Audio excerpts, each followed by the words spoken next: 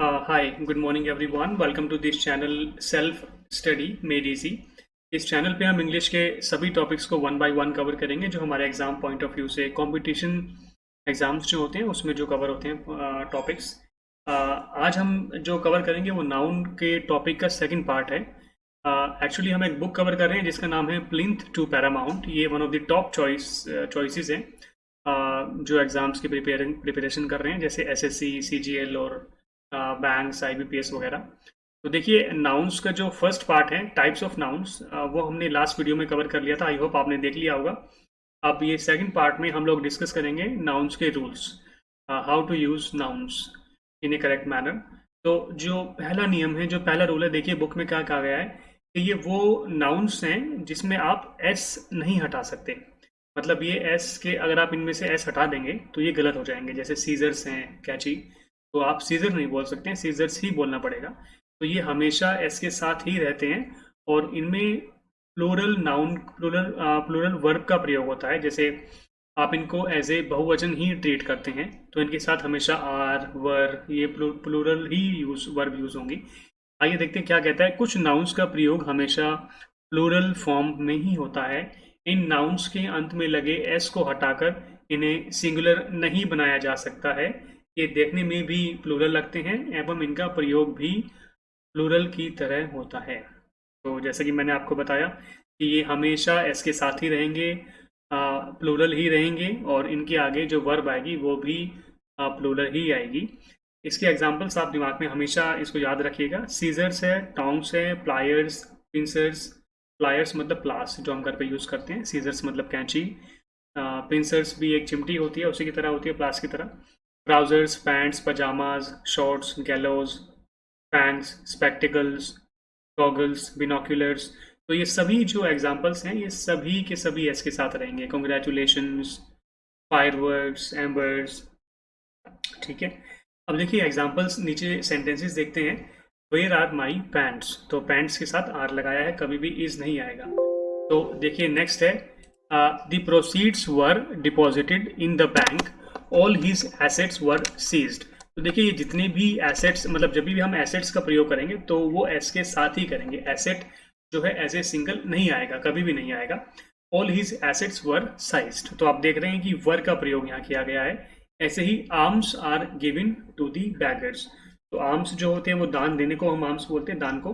तो उसके साथ भी आर का प्रयोग ही किया गया है और आर्म्स में एस के साथ ही इसका प्रयोग किया गया है। ऐसे ही the embers of the fire were still burning, embers मतलब राख।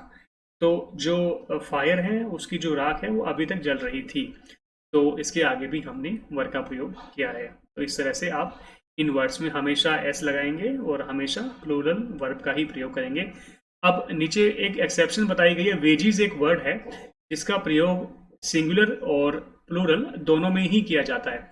सिंगुलर में इसका प्रयोग जब होता है जब इसको एज ए रिजल्ट हम यूज करते हैं, जैसे कि veggies of hard work is sweet, मतलब परिश्रम का फल हमेशा मीठा होता है। तो वो फल की बात कर रहे हैं, परिणाम की। तो यहाँ पर एज ए एक वचन, एज ए सिंगुलर हमने इसको यूज किया है। और जो मजदूरी का अगर हम इसको यूज करें, wages are paid in cash, तो मतलब जो मजदूरी है वो हमेशा कैश में पे की जाती है, उसकी पेमेंट जो है कैश में होती है। तो यहाँ पे हमने आर का प्रयोग किया है, एज ए प्लूरल प्रयोग किया है। जब मजदूरी के लिए इसका यूज हुआ तो बहुवचन के लिए यूज होगा, बहुवचन की तरह यूज होगा। अब रूल नंबर 2, नेक्स्ट रूल देखते हैं कि कुछ नाउन्स दिखने में तो बहुवचन लगते हैं, प्लूरल लगते हैं, लेकिन उनका अर्थ जो है वो सिंगुलर होता है। जैसे कि ये समन्स हुआ, फिजिक्स हुआ, मैथमेटिक्स हुआ। तो ये देखिए मैथमेटिक्स में हमेशा एस आता है लेकिन वो सिंगुलर ही होता है। इसी तरह से मीजल्स है, बीमारियां भी काफ़ी सारी हैं, रिकेट्स है, और स्पोर्ट्स भी होते हैं, एथलेटिक्स, बिलियर्ड्स। तो इन ये सब के सब जो है वो सिंगुलर एक वचन होते हैं, पर इन सब में एस लगता है, सब में। और क्योंकि ये सिंगुलर होते हैं तो इनका के साथ जब हम सेंटेंसेस बनाते हैं तो सिंगुलर वर्ब ही लगाते हैं। जैसे कि no news is good news, तो न्यूज़ के साथ देखिए एस इज लगाया है, सिंगुलर वर्ब लगाया है। पॉलिटिक्स के साथ भी देखिए इज लगाया है हमने, politics is a dirty game. देखिए नेक्स्ट देखिए, economics is an interesting subject, तो इकोनॉमिक्स के साथ भी हमने इज लगाया है। एथिक्स डिमांड्स ऑनेस्टी, एथिक्स जो है देखिए, जो उसके साथ भी हमने एस ही लगा, मतलब सिंगुलर फॉर्म ही लगाई है, डिमांड्स ऑनेस्टी। नेक्स्ट देखते हैं रूल नंबर 3। रूल नंबर 3 क्या कहता है, कुछ नाउन्स दिखने में तो सिंगुलर होते हैं लेकिन इनका प्रयोग हमेशा प्लूरल में ही होता है। जैसे कि ये वर्ड मैं कुछ आपको बता रहा हूँ, देख सामने एग्जांपल जो आप देख रहे हैं, cattle, cavalry, infantry, poultry, peasantry, children, gentry, police, people. ये सभी वर्ड देखिए आप जो अपने सामने देख रहे हैं, इसमें किसी में भी एस नहीं लगाया है और एस लगाना भी नहीं है, गलत हो जाएगा एस लगाएंगे तो। विदाउट एस ही ये इनका अर्थ बहुवचन में निकलता है। जैसे कैटल है, कैटल का मतलब होता है गाय भैंस एक साथ जब घूमती हैं। ऐसे ही कैवलरी होता है इन्फेंट्री, जैसे काफ़ी सारे सैनिक एक साथ खड़े हुए हैं। पोल्ट्री मतलब काफ़ी सारी मुर्गियाँ। फिजेंट्री मतलब किसान काफ़ी सारे। चिल्ड्रन मतलब काफ़ी सारे बच्चे। तो इनमें आप एस नहीं लगाना है, आपको एस लगाएंगे तो गलत हो जाएगा। विदाउट एस ही इनका जो मीनिंग है, जो अर्थ है, वो बहुवचन निकलता है। तो देखिए आगे एग्जाम्पल है, cattle are grazing in the field. तो कैटल क्योंकि बहुवचन है तो इसके साथ हमने आर लगाया, प्लूरल वर्ब लगाई। अब देखिए अगला है, our infantry have marched forward. तो जो इन्फेंट्री है वो क्योंकि प्लूरल है तो वो आगे की तरफ बढ़ी, ठीक है, ग्रुप ऑफ सोल्जर्स। ऐसी police have arrested the thieves, police ने चोरों को अरेस्ट कर लिया, तो पुलिस के आगे भी हमने प्लूरल फॉर्म हैव का प्रयोग किया गया है। अब देखिए, पीपल का अर्थ है लोग, पीपल्स का अर्थ है विभिन्न मूल वंश के लोग। जो पीपल है उसका मतलब वैसे तो वो अपने आप में बहुवचन है पीपल, लेकिन जब हम इसमें एस लगा देते हैं तो अलग अलग रेस के लोग, उसका मतलब हो जाता है अलग अलग रेस के लोग। जैसे हम इंडियन हैं, अफ्रीकन लोग होते हैं, अमेरिकन रेस होती है। तो जब अलग अलग मूल, अलग अलग रेस के लोग एक एक साथ आते हैं तो उसको पीपल्स बोलते हैं। देखिए अब अगले नाउन रूल की तरफ हम चलते हैं। अगला नून है नाउन। कुछ नाउन्स का प्रयोग केवल सिंगुलर फॉर्म में ही किया जाता है, ये अनकाउंटेबल नाउन्स हैं।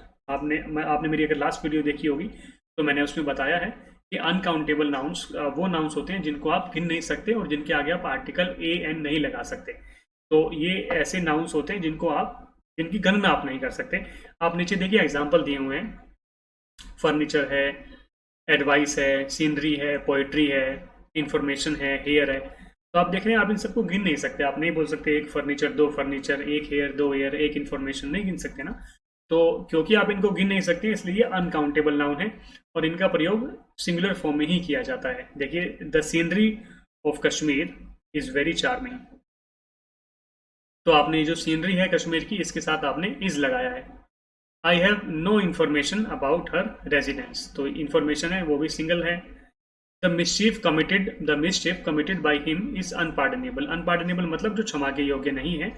मिसचिफ मतलब कोई धोखाधड़ी वगैरह, धोखा जो अगर जो उसके द्वारा जो धोखा किया गया वो क्षमा के योग्य नहीं है। His here is black.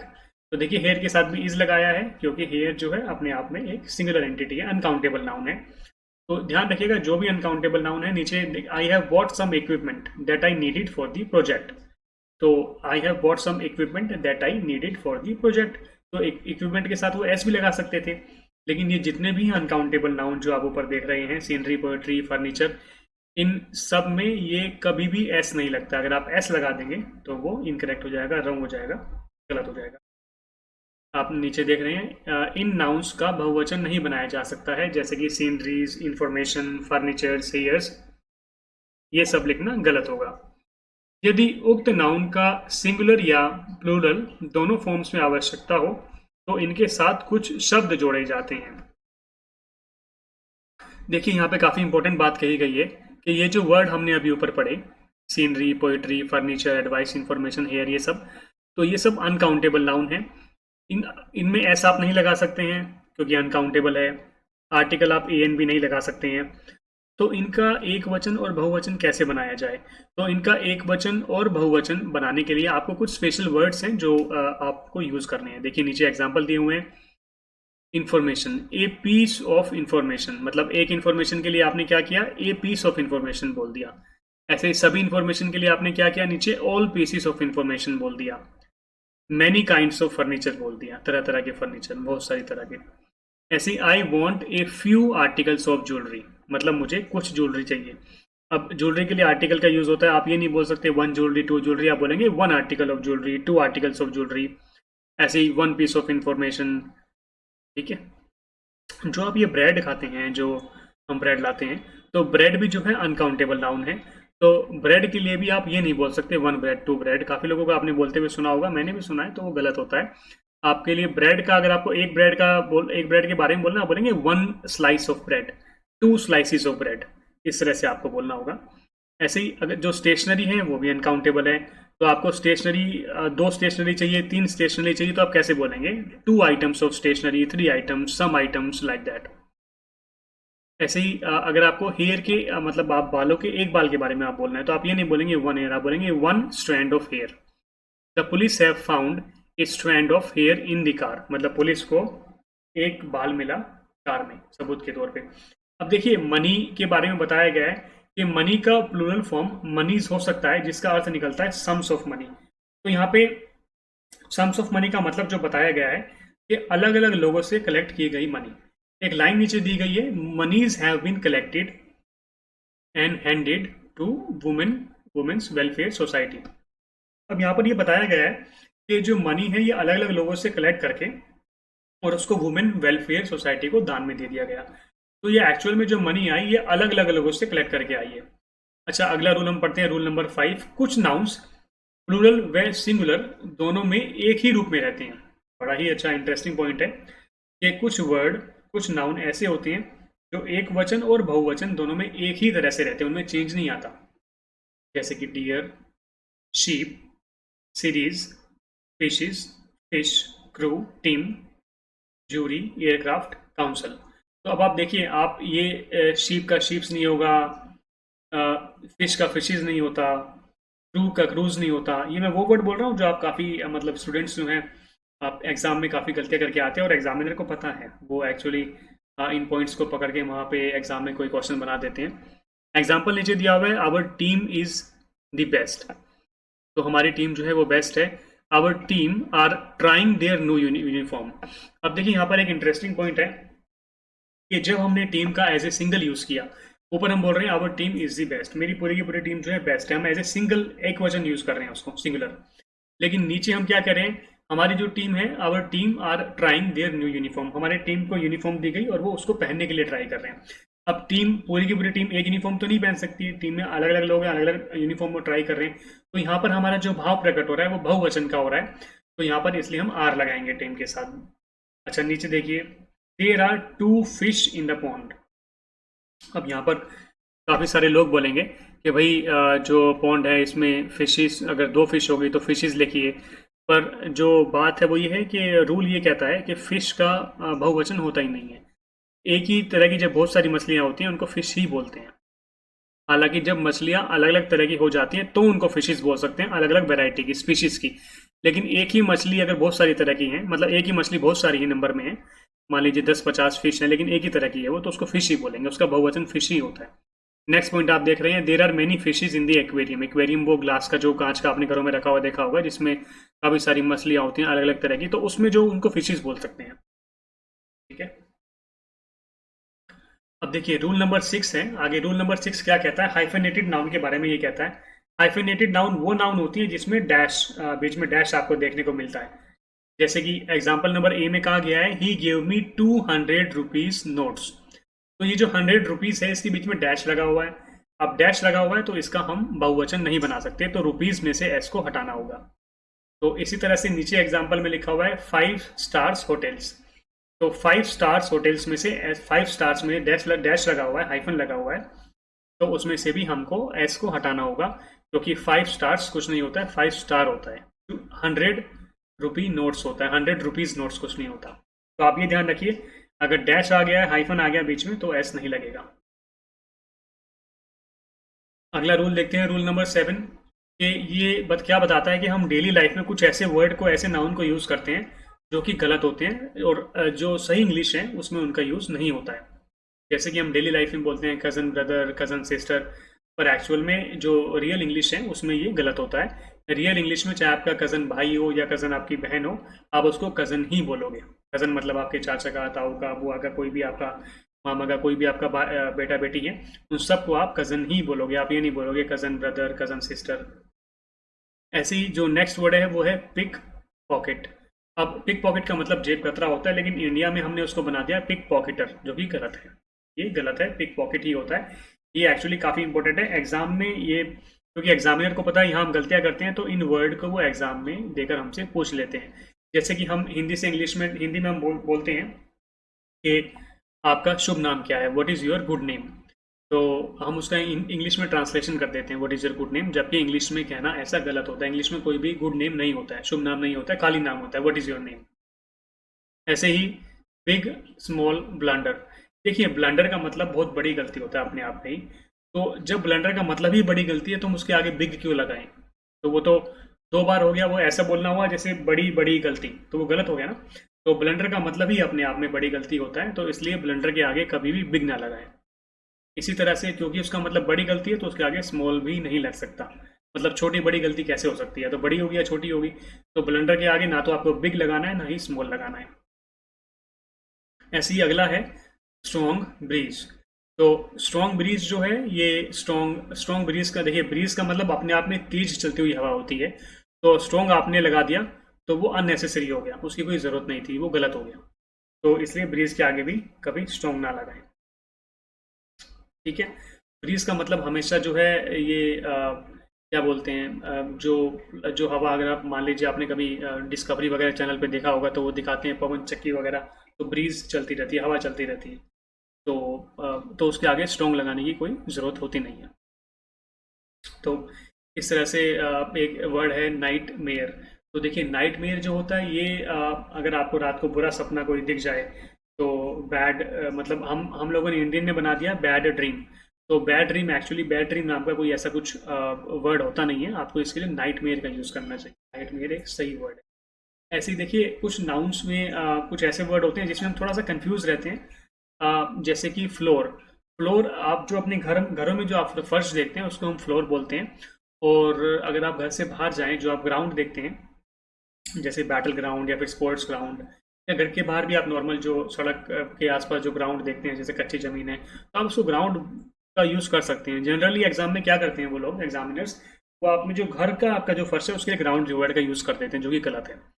घर में आपके जो फर्श होता है उसका मतलब फ्लोर होता है, और बाहर जो होता है वो ग्राउंड होता है। ऐसी जो स्किल होती है, अब मान लीजिए आप इंग्लिश अभी फिलहाल सीख रहे हैं तो एक आपकी एक स्किल बन जाएगी, लेकिन अगर आपके अंदर बचपन से ही कोई हुनर है तो उसको टैलेंट बोलते हैं। बचपन से मान लीजिए कुछ लोग बचपन से कुछ मैथमेटिक्स में बड़े टैलेंटेड होते हैं, कुछ लोग बचपन से, तो कोई भी चीज़ अगर बाई बर्थ मिली है, जन्म से आप किसी चीज़ में अच्छे हैं, किसी म्यूजिक में अच्छे, किसी में भी, तो वो आपका टैलेंट होगा। लेकिन आपने अगर कोई चीज़ सीखी है कहीं से तो वो आपकी स्किल होगी।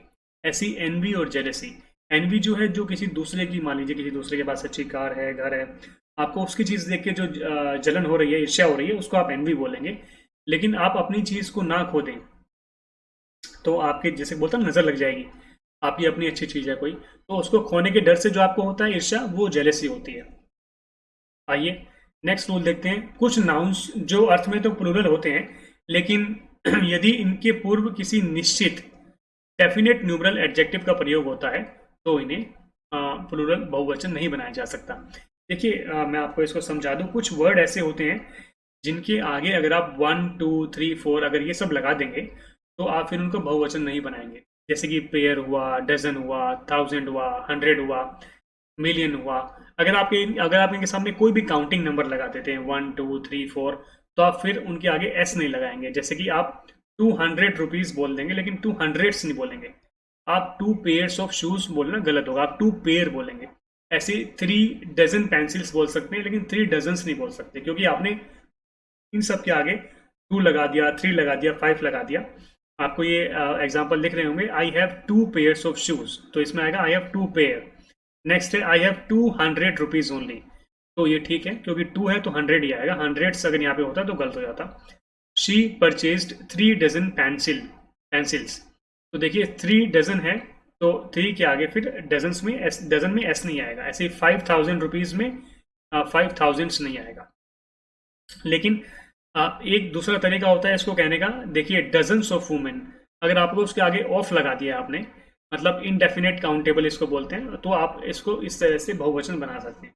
Dozens of women, hundreds of people, millions of dollars, scores of shops, many pairs of shoes.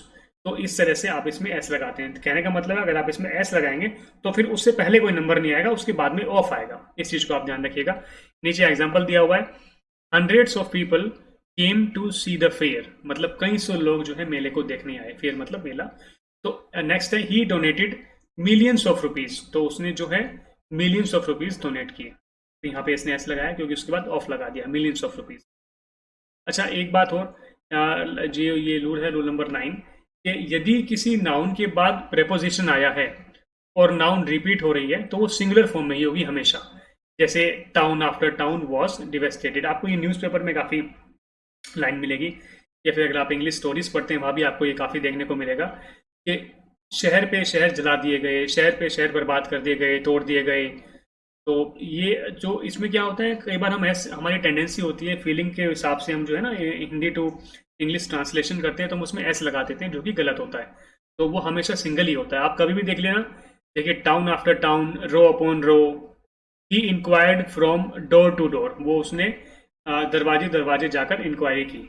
तो डोर टू डोर, यहाँ पे डोर्स टू डोर्स कर देंगे तो गलत हो जाएगा। ऐसे ही ऊपर वाला एग्जाम्पल है, row upon row of marble looks beautiful, तो मतलब जो मार्बल जो पत्थर है उसकी एक के ऊपर एक वो रखा हुआ था इस तरह से कि वो बहुत ब्यूटीफुल लग रहा था। तो रो अपॉन रो इसको बोलेंगे।